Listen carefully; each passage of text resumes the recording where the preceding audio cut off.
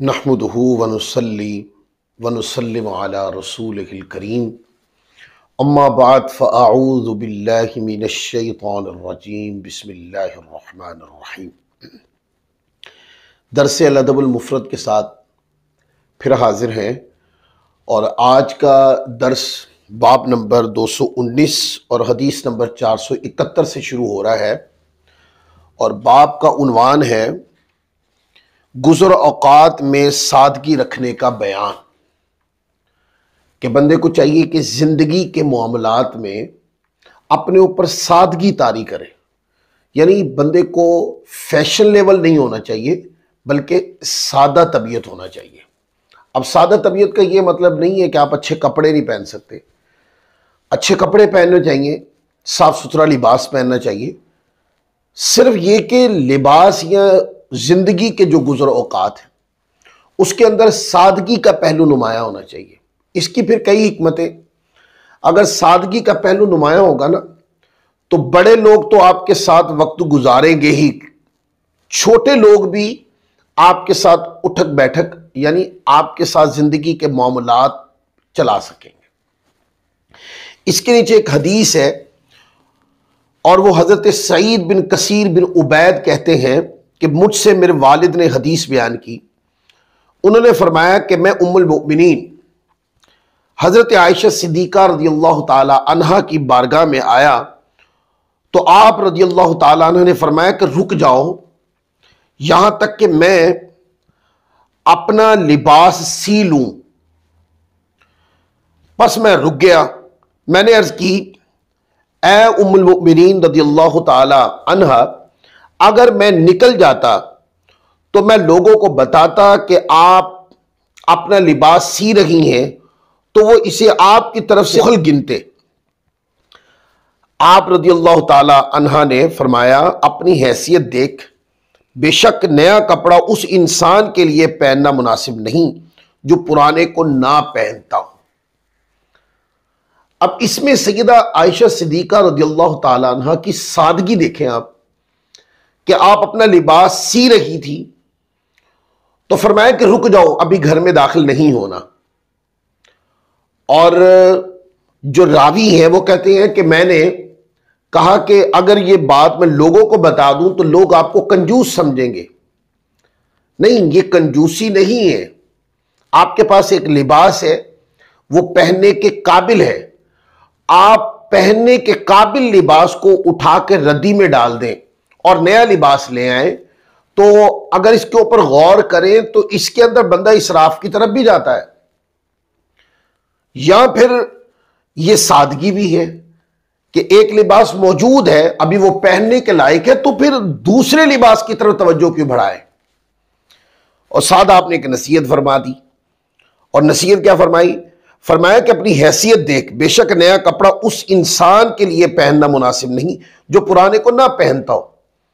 پرانا کپڑا جو ہے وہ پہننے کے لائق ہے اور وہ اس کو نظر انداز کرتا ہے، نیا کپڑا خریدنے کی کوشش کرتا ہے، تو وہ کیا کر رہا ہے؟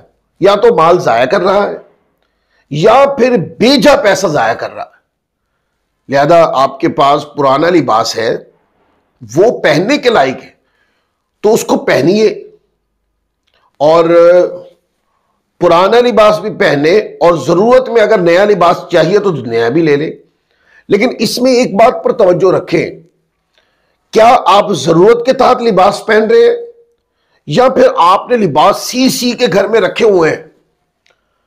اگر سی کے رکھے ہوئے ہیں لباس بہت زیادہ، جبکہ آپ کے پہننے کے لیے 2 یا 3 جوڑے ہی کافی تھے، جو زیادہ لباس بنا کے رکھے ہوئے ہیں اس سے زیادہ بہتر یہ تھا کہ وہ لباس کسی غریب کو بنا کے دے دیتے۔ ہاں، ضرورت میں 3 یا 4 لباس ضرورت میں ہیں، اگر ان میں سے کوئی لباس خراب ہو جائے تو آپ نیا لباس لے لیں۔ پر پرانا لباس کا مطلب یہ نہیں ہوتا کہ وہ ایسا ہو گیا کہ پہننے کے لائق نہیں ہے۔ بہت سارے لباس ایسے ہوتے ہیں کہ ہوتے پرانے ہیں پر پہننے کے لائق ہوتے ہیں، وہ پہنے بھی جاتے ہیں، لیکن بعض لوگ جو ہوتے ہیں وہ لباس کو کہ تھوڑا پرانا ہو گیا لیکن پہننے کے لائق ہے، وہ اس کو نظر انداز کر دیتے ہیں، نیا لباس لے دیتے ہیں۔ تو اس سے بچنا چاہیے۔ آپ دیکھیں سیدہ پاک کی، آپ بہت سخاوت فرمایا کرتی تھی، یہ آپ کی شان تھی کہ لوگوں کو زیادہ دیتی تھی اور خود سادہ زندگی بسر کرتی تھی، کہ ایک لباس کہ وہ لباس ابھی پہننے کے لائق ہے تو بہت زیادہ بیجا لباس بنا کے رکھنے کی آپ عادت نہیں رکھتی تھی، بلکہ اگر پیسہ اکٹھا ہوا تو وہ اللہ کی راہ میں خرچ کر دیا کرتی تھی۔ اس پر بہت ساری احادیث موجود ہیں کہ سیدہ عائشہ صدیقہ رضی اللہ تعالی عنہا آپ مہمان نواز بھی تھیں اور آپ سخاوت کرنے والی ازواج مطہرات، یعنی بہت زیادہ ازواج مطہرات میں سخاوت فرمایا کرتی تھی۔ تو اس سے ہمیں درس لینا چاہیے اور اس سے ہماری گھر کی خواتین کو زیادہ درس لینا چاہیے، کیونکہ یہ والا معاملہ نا کپڑے بنا بنا کے رکھنے، یہ معاملہ زیادہ خواتین کے اندر ہوتا ہے۔ خواتین میں تو ہم نے سنا ہے یہاں تک کہ بھی معاملات مشہور ہیں کہ وہ کسی ایک فنکشن کے اوپر ایک جوڑا پہن کے چلے جائیں، ایک ڈریس پہن کے چلے جائیں تو وہ اس کو دوبارہ انہی کے گھر کے دوسرے فنکشن پر نہیں پہنتی، بلکہ وہ کہتی ہیں کہ یہ تو جوڑا انہوں نے دیکھ لیا، اب تو میں نے نیا بنانا ہے۔ یہ جو طریقہ کار ہے یہ اسراف ہے، یہ مال ضائع کرنے کے زمرے میں آتا ہے، تو اس سے ہماری خواتین کو بھی بچنا چاہیے۔ پھر آپ آگے دیکھیں، آگے باب نمبر 220 ہے اور اس پر عنوان ہے بندے کو نرم دلی پر جو کچھ عطا کیا جاتا ہے اس کا بیان۔ اب اس پر ہم پیچھے کافی گفتگو کر آئے ہیں، میں حدیث پڑھ کے آگے گزر جاؤں گا۔ حضرت عبداللہ بن مغفل رضی اللہ تعالی عنہ سے روایت ہے، نبی کریم رؤوف الرحیم صلی اللہ علیہ وآلہ وسلم نے ارشاد فرمایا، بے شک اللہ تعالی نرمی فرمانے والا ہے اور نرمی کرنے کو پسند فرماتا ہے، اور اس نرمی کرنے والے پر وہ کچھ عطا فرماتا ہے جو سختی کرنے والے پر نہیں عطا فرماتا۔ حضرت یونس نے حضرت حمید سے اسی مثل روایت کو بیان کیا۔ اب سادہ سا ہے کہ نرمی خزانہ ہے، سختی محرومی ہے۔ نرمی کرنے والے کو اللہ سے ملتا ہے اور سختی کرنے والے کو اللہ کی بارگاہ سے محروم کر دیا جاتا ہے۔ آگے پھر باب نمبر 221 ہے اور اس باب کا عنوان بڑا پیارا ہے، باب التسکینی، کہتے ہیں سکون دلانے کا باب۔ یہ جو روایت ہے، روایت نمبر 473 ہے اس کے نیچے، یہ روایت صحیح بخاری میں حدیث نمبر 69، 6125 دو مقام پر صحیح بخاری میں، صحیح مسلم میں 1734 پر یہ روایت موجود ہے۔ حضرت طیاح رضی اللہ تعالیٰ عنہ سے روایت ہے، کہتے ہیں کہ ہم نے حضرت انس بن مالک رضی اللہ تعالیٰ عنہ سے سنا، انہوں نے فرمایا کہ نبی کریم صلی اللہ علیہ وآلہ وسلم نے ارشاد فرمایا، تم آسانیے پیدا کرو، تنگیے پیدا نہ کرو، تم سکون دیا کرو، نفرت نہ دلایا کرو۔ یہ بہت بڑے جملے ہیں، چند جملوں میں حضور علیہ السلام نے زندگی کا مقصد سکھا دیا ہے۔ پہلا جملہ کیا ہے؟ فرمایا تم آسانی پیدا کرو، زندگی کے ہر معاملے میں آسانی پیدا کرو۔ آپ کسی کو کوئی کام سکھا رہے ہیں تو اس کے اندر آسانی پیدا کرو، شدت کے ساتھ نہیں سکھائیں۔ کوئی ہنر کسی کو سکھا رہے، اس کے اندر آسانی پیدا، ہنر کو کھول دو، کنجوسی مت کریں کہ 4 سال یہ میرے پاس رہے گا تو میں اس کو سکھا کے فارغ کروں گا۔ نہ، آپ کے پاس کوئی آ گیا سیکھنے کے لیے، آپ نے اس کو ہنر سکھانا ہے، آپ اس کو ہنر سکھاتے چلے جائیں، اور ہنر اتنی کاریگری سے سکھانا چاہیے کہ سیکھنے والے کے لیے آسانی ہو جائے اور وہ آسانی سے اس ہنر کو سیکھ لے، اور مشقتوں سے بچائیں۔ بعض لوگوں کے پاس کوئی ہنر سیکھنے کے لیے کوئی شاگرد آتا ہے تو وہ کئی مہینے تو اس کو سکھاتے ہی نہیں ہے، مشکل میں ڈال کے رکھتے ہیں، کام کرواتے رہتے ہیں اور اس کو سکھاتے نہیں ہیں کچھ، ایون کہ سال گزر جاتے ہیں، اور اگر سکھاتے بھی ہیں تو دیکھ کر شاگرد خود جتنا بھی سیکھ لے بس، خود نہیں سکھاتے۔ ہونا یہ چاہیے کہ جو آپ کے پاس کام سیکھنے کے لیے آ گیا اس نے اپنا وقت آپ کو دے دیا، آپ کو استاد مان لیا، آپ کے در پہ آ گیا ہے، اب آپ کو چاہیے اس کے لیے آسانی ہموار کرنی ہے، آپ نے اس کے لیے مشکلات کھڑی نہیں کرنی، اس کو اپنے بیٹوں کی طرح سمجھنا ہے، آسانی کرنی ہے، خود بٹھانا ہے، اور قریب بٹھا کر جیسے اپنی اولاد کو سکھاتے سمجھاتے ہیں اسی طریقے سے سکھانا ہے ہنر، اور ہنر کے تمام جزیات کو کھول دینا ہے تاکہ وہ بچہ آسانی سے اس ہنر کو ایکسپٹ کر لے، سیکھ لے اس کو، اور اس کو مشکلات سے نکالنا ہے، تنگیوں سے نکالنا ہے اس کو۔ اور اگر آپ نے اس طرح خیر خواہی کر کے کہ تنگیوں سے نکال کر آسانیاں دے کر کسی کو باہنر بنا دیا ہے تو یہ آپ نے بہت بڑا کسی کے ساتھ نیکی کر دی ہے، اس کا اجر اللہ سے پائے۔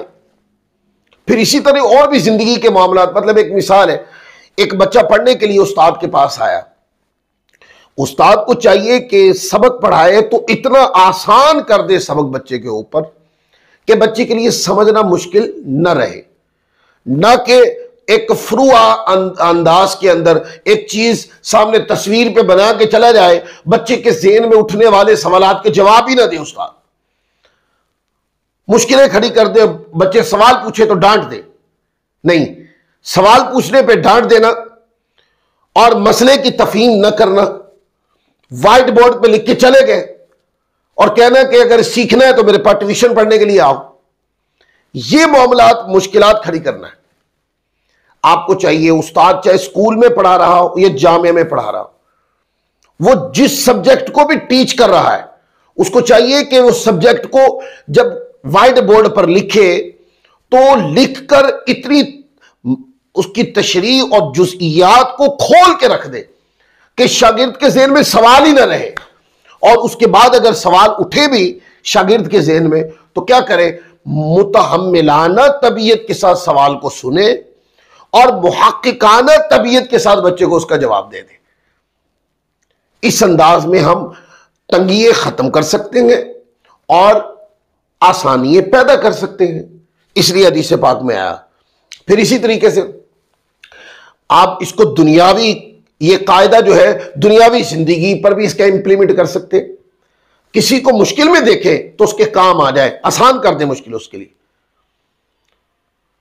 کے لیے آسانی پیدا کر دیں، تنگیوں سے نکال لیں اس کو، اور یہ اس لیے نہ کریں کہ لوگوں کو دکھانے کے لیے نہیں، آپ یہ سمجھیں کہ مجھے آقا علیہ الصلوۃ والسلام کی حدیث نے یہ بتایا آسانیاں پیدا کرنی ہے اور تنگیوں سے لوگوں کو نکالنا ہے۔ فرمایا کہ سکون دیا کرو، اللہ اکبر۔ آپ کے پاس کوئی آئے، دنیاوی معاملے میں آئے یا جس شعبے کے بھی آپ آدمی، آپ کے پاس کوئی بھی آیا ہے، آپ کے شعبے کے اعتبار سے اس کو کوئی کام ہے تو اس کے ساتھ اس انداز میں پرسکون طبیعت کے ساتھ پیش آئیں کہ آپ کی گفتگو سن کر، آپ کے ساتھ مل کر، آپ کے اندازے بیہیویئر کو دیکھ کر وہ کیا کرے، وہ پرسکون ہو جائے، اس کو محسوس ہو کہ میں ایسی شخصیت کے پاس، ایسے بندے کے پاس آ گیا ہوں کہ جو میری مشکل کو آسان کر دے گا، اس کو یقین ہو جائے کہ جس بندے کے پاس میں آیا ہوں یہ مجھے سکون دے دے گا۔ ایسا نہ ہو، یعنی دشواریاں کھڑی نہیں کرنی، اس نے فرمایا نفرت نہ دلاؤ۔ آپ کے پاس کسی جیسے سرکاری ڈپارٹمنٹس ہیں یا غیر سرکاری ڈپارٹمنٹس وغیرہ ہوتے ہیں، مختلف شعبہ زندگی کے لوگوں کو مختلف شعبات کے اندر کام پڑھتے لوگ جاتے ہیں تو تنخواہ دیتے ہیں کام، فلاں کے پاس جاؤ، یہ دستخط نہیں ہے، فلاں کاغذ نہیں ہے، فلاں نہیں ہے، فلاں نہیں ہے، فلاں نہیں ہے، تو ان کو اس کام پہ لگا دیا، اور اگر دوسرا بندہ آیا وہ سفارش لے کے آیا، اس کے سارے کاغذ خود بنا کے لگا دینا۔ اس کے لیے آسانیاں پیدا کی آپ نے کسی کے کہنے پر، کیونکہ وہ آپ سے بڑا ہے یا وہ آپ کو پیسے دیتا ہے، اس بنیاد پر اس کے لیے آسانی پیدا کر دی، اور وہ جس کو آپ نے حکم سنا کے بھیج دیا اس کے لیے مشکلات پیدا کر دی، اس کے دل میں آپ کے لیے نفرت جو پیدا ہوئی اس کا کارن آپ کا یہ بیہیویئر ہے، تو یہ درست نہیں ہے۔ کسی کو لائنوں میں لگوا دیا جاتا ہے اور کوئی شارٹ کٹ آ کے اپنے کام کروا کے چلا جاتا ہے، یہ عدل نہیں ہے، یہ مذاق ہے۔ اس سے آپ محبت کریٹ نہیں کر سکتے، نفرت پیدا ہوگی۔ ایون کہ آپ یہ رویہ اپناتے چلے جائیں، ایک دن آئے گا تکلیف دینے کا یہ جو عمل ہے اس کی سزا بھگتنی پڑے گی آپ کو۔ لہذا سب کے لیے معدل بن جائے نا، اعتدال کا رستہ ہے تو پھر چند لوگوں کے لیے کیوں، سفارشی لوگوں کے لیے کیوں، پیسہ لگانے والوں کے لیے کیوں، سب کے لیے، کیونکہ سب انسان ہیں، سب مسلمان ہیں، سب حضور علیہ الصلوۃ والسلام کے امتی ہیں. تو کہا آپ کامل مومن وہ ہے کہ جو اپنے لیے پسند کرے وہ اپنے مسلمان بھائی کے لیے بھی پسند کرے. تو یہ اس حدیث پاک کی تربیت. پھر آگے دیکھیں حدیث نمبر 474 ہے. حضرت عبداللہ بن عمرو رضی اللہ تعالی عنہ سے یہ روایت ہے، عنہما سے روایت فرماتے ہیں کہ بنی اسرائیل میں ایک شخص مہمان بن کر آیا اور ان میزبان کے گھر میں ایک کتیا تھی. انہوں نے کہا اے کتیا ہمارے مہمان پر نہ بھونک. تو اس کتیا کے بچے اس کے پیٹ میں بھونکنے لگے. تو ان لوگوں نے اس بات کا تذکرہ اپنے نبی علیہ الصلوۃ والسلام سے کیا تو انہوں نے فرمایا بے شک اس کی مثال اس امت کی سی ہے جو تم لوگوں کے بعد ہوگی، اور اس امت کے بے وقوف اس کے عالموں پہ غالب آ جائیں گے. اب اس حدیث پاک میں آقا کریم صلی اللہ علیہ وآلہ وسلم کی بِإِذْنِ اللہ آئندہ کی خبر دینا ہے کہ وقت آئے گا کہ بے وقوف لوگ جن کے پاس نہ علم نہ عقل نہ فہم ہوگا پر چڑھ چڑھ کر آئیں گے، اپنی زبان درازی اور چرب بیانی سے غالب آ جائیں گے. اور دور حاضر میں ایسے لوگوں کی ٹی وی چینلوں پر بھرمار ہے جو مغرب کے فیشنیبل ماحول سے متاثر ہو کر مسلمانوں اور علماء کو تنگ نظری کے تانے دے کر اپنے آپ کو قوم کا رہنما اور پیشوا اور سب کچھ سمجھے بیٹھے ہیں، اور دین اسلام کے شاعر کا علی الاعلان مذاق اڑاتے رہتے ہیں. یہ ان لوگوں کے لیے نصیحت ہے اس حدیث پاک میں. پھر آگے باب نمبر 222 ہے اور اس میں ہے سخت مزاجی کا بیان. باب الخرقی، سخت مزاجی کا بیان. حدیث نمبر 475 ہے اور یہ روایت صحیح مسلم شریف کے اندر 2594 اور سنن ابی داؤد کے اندر 2478 کے اوپر سیاستہ کی 2 کتابوں میں ہے. حضرت مقدام بن شریح رضی اللہ تعالیٰ عنہ سے کہتے ہیں کہ میں نے اپنے والد سے سنا، انہوں نے کہا کہ میں نے حضرت عائشہ صدیقہ رضی اللہ تعالیٰ عنہ سے سنا کہ میں ایک اونٹ پر سوار تھی، اس میں سختی تھی، میں نے اس کو مارنا شروع کیا تو آقا علیہ الصلوۃ والسلام نے فرمایا اے عائشہ رضی اللہ تعالی عنہا تجھ پر نرمی کرنا لازم ہے، کیونکہ نرمی جس چیز میں ہوتی ہے اسے حسین بنا دیتی ہے، اور جس چیز سے نرمی نکال لی جاتی ہے اس کو معیوب کر دیتی ہے. اب یہ روایت پیچھے گزر چکی ہے، اس پر ہم نے اس کی تشریح کر دی تھی. اس کا اجمالی خاکہ یہ ہے کہ نرمی اپنی طبیعت میں مطلقاً ہونی چاہیے، انسانوں کے لیے نہیں فقط بلکہ جانوروں کے لیے بھی طبیعت میں نرمی ہونی چاہیے. اور اگر آقا علیہ الصلوۃ والسلام کی سیرت جانور کے لیے بھی نرمی کرنے کا حکم ارشاد فرما رہی ہے تو مجھے بتائیں پھر حضور علیہ الصلوۃ والسلام انسانوں کے لیے کس طرح کی نرمی کی تربیت فرماتے ہوں گے. اور فرمایا کہ نرمی یہ بندے کے کردار کو حسین بنا دیتی ہے اور سختی بندے کی ذات کے اندر عیب واقع کر دیتی ہے. لہذا طبیعت کے اندر نرمی کا غلبہ ہونا چاہیے، ہر معاملے کو نرمی کے ساتھ ٹریٹ کرنا چاہیے. نرمی کا، بردباری کا، شفقت کا، پیار کا، درگزر کا، معاف کر دینے کا پہلو جو ہے وہ اس کا انتخاب کرنا چاہیے.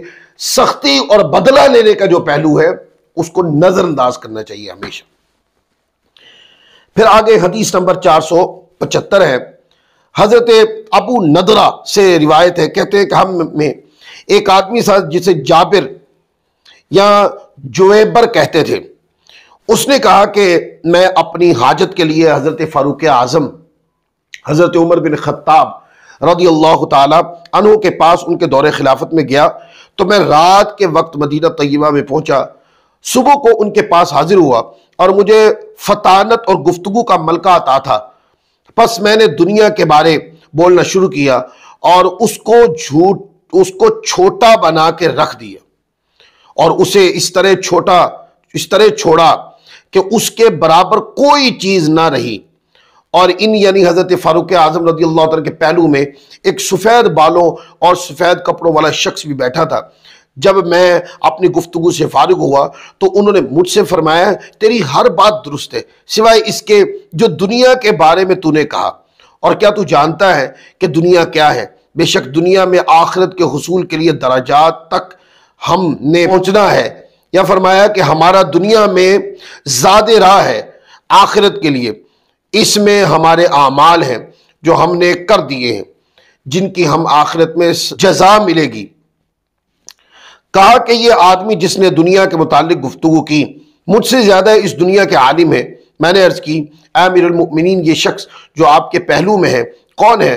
تو انہوں نے یعنی حضرت عمر رضی اللہ عنہ نے فرمایا یہ مسلمانوں کے سردار ابی بن کعب رضی اللہ تعالی عنہ ہے۔ اب دنیا ہر چیز ہے جو یاد خدا سے غفلت کا باعث بنے، اس کی مذمت ہے، یہ متاع غرور ہے، فانی ہے۔ اگر دنیا کا مال اور نعمتیں انسان کو رب کی یاد سے غافل نہ کریں تو یہ دنیا نہیں۔ حضرت ابو نضرہ رضی اللہ تعالی اس طرف کمال احتیاط کے پیش نظر فرمایا کہ یہ لہو لعب کا باعث ہے، فانی ہے، لیکن دنیا کی اس طرح مذمت کرنا کہ گویا اس میں خیر ہے ہی نہیں، یہ مناسب نہیں ہے۔ اگر آدمی دنیا میں رہتے ہوئے آخرت کی فکر کرے اور آخرت کے لیے جیے، آخرت کا سامان کرے تو وہ آدمی کامیاب اور کامران ہے جیسے اصحاب کرام کی زندگییں ہیں۔ تو اس سے یہ پتہ چلا کہ دنیا کی مطلقاً مذمت نہیں ہے، ہاں دنیا کی برائی کے اعتبار سے مذمت ہے کہ دنیا میں برائی نہیں کرنی چاہیے، یا دنیا میں جو برائی مختلف طریقے سے پیش کی جاتی ہے اس طرح رغبت نہیں بڑھانی چاہیے۔ دنیا اچھی بھی ہے کہ بندہ دنیا میں رہ کر اللہ کا ذکر کرے، قرآن کی تلاوت کرے، اپنی زندگی کو صلاۃ و سنت کے مطابق گزارے اور اپنی زندگی کو اللہ کی رضا کے مطابق گزارے، دین کی مدد و نصرت کے لیے گزارے۔ تو فرمایا کہ یہ زندگی، یہ دنیا اچھی بھی ہے، یعنی دنیا کا جب ذکر کرو تو مطلقاً برائی سے نہیں کرنا چاہیے، ہاں دنیا کا جب ذکر کرے تو با اعتبار برائی کے بھی دنیا کا ذکر ہوتا ہے، لیکن دنیا آخرت کی چابی ہے۔ اگر دنیا کے اندر بندہ اچھے عمل کرتا ہے تو اس سے بندے کی آخرت بھی تو بنتی ہے نا۔ تو دنیا کی زندگی میں آخرت کی زندگی ڈھونڈنی ہے، کس اعتبار سے؟ کہ اپنے آپ کو اللہ کی یاد میں گم کرنا ہے، اللہ کے دین کی مدد و نصرت کے اندر زندگی بسر کرنی ہے۔ تو بندہ دنیا میں رہ کر آخرت سنوار سکتا ہے۔ یہ آخرت کا سنورنا، اس کا وقوع جو ہے وہ دنیا میں ہوا ہے، اور اس کا ثمر، اس کا پھل آخرت میں ملے گا۔ اور دنیا کے اندر بچنا کس چیز سے ہے؟ برائی سے بچنا ہے۔ لہذا برائی سے، جو برائی کا عنصر ہے اس اعتبار سے دنیا کی مذمت بھی ہے، لیکن اچھائی کے اعتبار سے دنیا کی اچھائی بھی ہے۔ یہ اس حدیث پاک کا پورا مفاد ہے۔ اللہ تعالی ہم سب کو عمل کی توفیق عطا فرمائے۔